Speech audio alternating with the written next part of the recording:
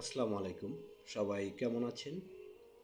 আজ আমি আমার নিজের মনের মধ্যে বিভিন্ন সময় আসা বিভিন্ন প্রশ্নের বিষয়ে কিছু কথা শেয়ার করতে চাচ্ছি। সেই সকল মানুষদের জন্য যারা হয়তো ইসলাম পালন করছেন কিন্তু আপনার মনের আচরণে আপনি সন্তুষ্ট নন। আসলে মহান আল্লাহ তাআলা পবিত্র আল কোরআনে বারবার একটি নির্দেশ দিয়েছেন, যেটি হচ্ছে আল্লাহ তাআলা বলেছেন তোমরা আল্লাহকে ভয় করো। এই কথাটি অসংখ্যবার বলেছেন। এমনকি এভাবে বলেছেন আল্লাহকে ভয় করো ঠিক যেভাবে ভয় করা উচিত। আবার অন্য আয়াতে আল্লাহ তাআলা বলেছেন যে যারা আল্লাহকে ভয় করে আল্লাহ তাআলা তাদের আহ, কঠিন অবস্থা থেকে উত্তরণের পথ তৈরি করে দেন। অন্য একটি আয়াতে আল্লাহ তাআলা বলেছেন যে যারা ঈমান এনেছে এবং আল্লাহকে ভয় করছে তাদের জন্য রয়েছে সুসংবাদ দুনিয়ার জীবনে এবং পরকালের জন্য। আল্লাহর কথার কোনো হেরফের হয় না। এবং এই আয়াতের পূর্বে আল্লাহ তাআলা এই মানুষদেরকে আল্লাহ তাআলা তার বন্ধু হিসাবে উল্লেখ করেছেন। নিঃসন্দেহে এটি একজন মুমিনের জীবনের শ্রেষ্ঠ অর্জন, আল্লাহর বন্ধুত্ব অর্জন করা। কিন্তু তার জন্য আল্লাহকে ভয় করতে হবে। এটি পবিত্র কোরআনের কথা। যেমন মহানবী সাল্লাল্লাহু আলাইহি ওয়াসাল্লাম তার বিদায় হজ্জের ভাষণে একটি কথা বলেছিলেন যে তোমাদের মধ্যে সেই ব্যক্তি সবচেয়ে শ্রেষ্ঠ যে আল্লাহকে সবচেয়ে বেশি ভয় করে। কথাটি সত্যি আমাদের অনেক বেশি গভীরভাবে চিন্তার দাবি রাখে। আল্লাহকে ভয় করার অর্থ কী? এ বিষয়ে আপনি যদি সোশ্যাল মিডিয়াতে প্রবেশ করেন তাহলে অনেক ভিডিও পাবেন, কিন্তু আমি এখানে আমার অভিজ্ঞতা শেয়ার করছি পবিত্র কোরআন অধ্যয়নের মধ্য দিয়ে আমি যেটি উপলব্ধি করেছি। যেহেতু আল্লাহ তাআলা এই নির্দেশটিকে অসংখ্যভাবে উল্লেখ করেছেন এবং এই নির্দেশের প্রাপ্তির কথাও বলেছেন যে আল্লাহর বন্ধু হওয়া যাবে যদি ঈমান এনে আল্লাহকে ভয় করা যায়। প্রকৃতপক্ষে আল্লাহ তাআলা কোরআন মজিদের মধ্য দিয়ে মানুষের সাথে আল্লাহ তাআলার সম্পর্কের সুস্পষ্ট বর্ণনা দিয়েছেন। আল্লাহ তাআলাই মানুষের রব বা সৃষ্টিকর্তা, প্রভু বা মালিক। আর আল্লাহ তাআলা মানুষকে সৃষ্টি করেছেন শুধুমাত্র তার ইবাদতের জন্য। এভাবে আল্লাহ বলেছেন যে আমার ইবাদত ভিন্ন অন্য কোনো কারণে আমি মানুষকে সৃষ্টি করিনি।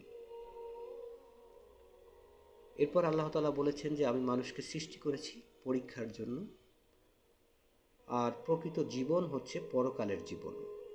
এবং মানুষকে আল্লাহ তাআলা বলেছেন যে এই দুনিয়ার জীবন খেল তামাশা ছাড়া কিছুই নয়, প্রকৃত জীবন রয়েছে আল্লাহর কাছে। এবং যারাই দুনিয়ার জীবনকে আখিরাতের জীবনের উপর প্রাধান্য দিবে তারা ক্ষতিগ্রস্ত।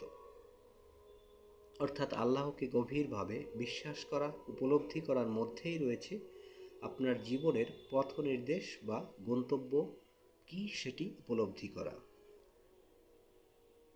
আল্লাহ তাআলা এটিও বলেছেন যে আল্লাহ তাআলা সব কিছু দেখেন, সব কিছু জানেন। মানুষ তার মনের মধ্যে কি চিন্তা করে তাও তিনি জানেন। অর্থাৎ আল্লাহ তাআলা আমাদের প্রতিটি মুহূর্তের সম্যক দ্রষ্টা এবং আল্লাহ তাআলা প্রতিটি মুহূর্তে আমাদেরকে অবজার্ভ করছেন। আমরা কি করি, কি চিন্তা করি, আমাদের মনের উদ্দেশ্য কি, আমাদের নিয়ত কি, সব কিছু জানেন। এই বিশ্বাস একজন মানুষের জীবনকে আমূল পরিবর্তন করে দিতে পারে। একজন মানুষের জীবনযাত্রা, তার মানসিকতা, তার অনুভূতি, উপলব্ধি, তার প্রতিক্রিয়া সব কিছু বদলে দিতে পারে। এই কারণেই আল্লাহ তাআলা বারবার বলেছে আল্লাহকে বিশ্বাস করো, এই কোরআনের আয়াতে বিশ্বাস করো, পরকালকে বিশ্বাস করো এবং আল্লাহকে ভয় করো। কারণ যারাই বিশ্বাস করবে তাদের এটিই সর্বশ্রেষ্ঠ উপলব্ধি যে তাদেরকে আল্লাহর কাছে ফিরে যেতে হবে। আল্লাহ ছাড়া মানুষের কোনো পথ নেই, কোনো উপায় নেই, কোনো ইলাহ নেই, এবং সে কারণেই মানুষ আল্লাহকে ভয় করবে। যদি পবিত্র আল কোরআনের কোনো আয়াতের বর্ণনা দেখেন যেখানে আল্লাহ তাআলা জাহান্নামের শাস্তির কথা বা দুনিয়ায় মানুষের কোনো অপরাধের কথা বর্ণনা করেছেন, সেই আয়াতগুলোর শেষে এই শব্দটি আল্লাহ তাআলা বেশি ব্যবহার করেছেন যে তোমরা আল্লাহকে ভয় করো। অর্থাৎ আল্লাহকে ভয় করার অর্থই হচ্ছে যে এই সকল পাপ থেকে বেঁচে থাকো, এই সকল শাস্তিকে ভয় করো এবং এই সকল শাস্তির ভয়ে ভীত হয়ে তোমরা সঠিক জীবন যাপন করো। আরেকটি বিষয়, আল্লাহ তাআলা পবিত্র আল কোরআনে স্পষ্ট করেছেন শয়তান এর সাথে মানুষের সম্পর্কের বিষয়টি। স্পষ্ট করেছেন যে শয়তান মানুষের প্রকাশ্য শত্রু, স্পষ্ট দুশমন এবং সবচেয়ে বড় শত্রু, সবচেয়ে বড় দুশমন। কিন্তু আমরা আসলে শয়তানকে আমাদের দুশমন মনে করি, নাকি আমাদেরই মতো কোনো মানুষকে আমাদের দুশমন মনে করি? প্রকৃতপক্ষে শয়তানই প্রকৃত মানুষের দুশমন। আপনার সাথে যে মানুষটি খারাপ আচরণ করছে সে কিন্তু শয়তানের দ্বারা প্রভাবিত হয়েই আপনার সাথে খারাপ আচরণ করছে। আপনার সাথে যে অন্যায়, আপনার সাথে যে জুলুম, যা কিছু করা হচ্ছে, যিনি করছেন তিনি যখন শয়তানকে অনুসরণ করছেন তখনই কেবল তা করতে পারছেন। তেমনি আপনিও যখন শয়তানকে অনুসরণ করেন তখনই কেবলমাত্র আপনি সেই কাজগুলো করতে পারেন যা আল্লাহ তাআলা নিষেধ করেছেন। আল্লাহ তাআলাকে ভয় করলে যে কাজগুলো করা থেকে আপনি অবশ্যই বিরত থাকবেন। অর্থাৎ শয়তানই মানুষকে পাপাচারে লিপ্ত করে আল্লাহর ভীতি মানুষের অন্তর থেকে দূর করে দেয়, আল্লাহর স্মরণ থেকে দূর করে দেয়। এখানে একটি আয়াতের বর্ণনা আবশ্যক মনে করছি, যে যখন শয়তান আদম আলাইহিসসালামকে সেজদা করতে অস্বীকার করলো তখন আল্লাহ প্রশ্ন করেছিলেন যে কিসে তোমাকে বারণ করলো বা বাধা দিল? শয়তান বলেছিল যে আমি আগুন থেকে সৃষ্টি এবং আদম মাটি থেকে সৃষ্টি, তাই আমি তার থেকে উত্তম।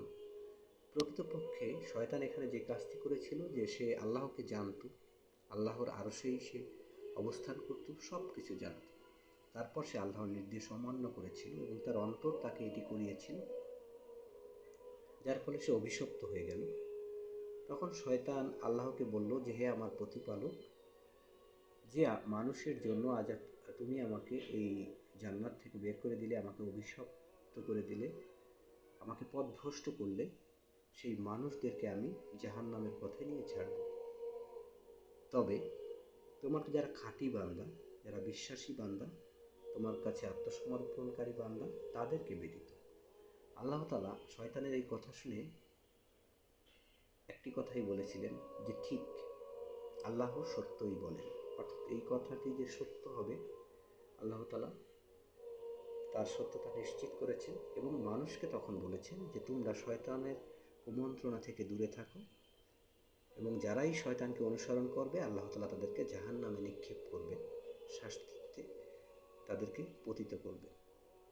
এবং এরপর আল্লাহ তাআলা অসংখ্য আয়াতে এই শয়তান থেকে, শয়তানের প্রতারণা থেকে, কুমন্ত্রণা থেকে বাঁচার পথ বদলে দিয়েছেন, বিস্তারিত বর্ণনা করেছেন। সেটি হচ্ছে আল্লাহর আশ্রয়। আল্লাহর আশ্রয় ভিন্ন অন্য কোনো পথের কথা বলেননি। অর্থাৎ যদি আল্লাহর আশ্রয় লাভ করা না যায়, মানুষ শয়তান দ্বারা প্রভাবিত হয়ে পাপ কাজে লিপ্ত হবে, আল্লাহকে ভুলে যাবে এবং জাহান্নামের পথে চলবে। এই কথা আল্লাহ তাআলা বারবার উল্লেখ করেছেন এবং মানুষ হিসাবে আমাদের উপলব্ধি করা প্রয়োজন যে শয়তান আমাদের জন্য কতটা ক্ষতিকর, আমাদের পরিণতির জন্য শয়তান প্রকৃতপক্ষে দায়ী।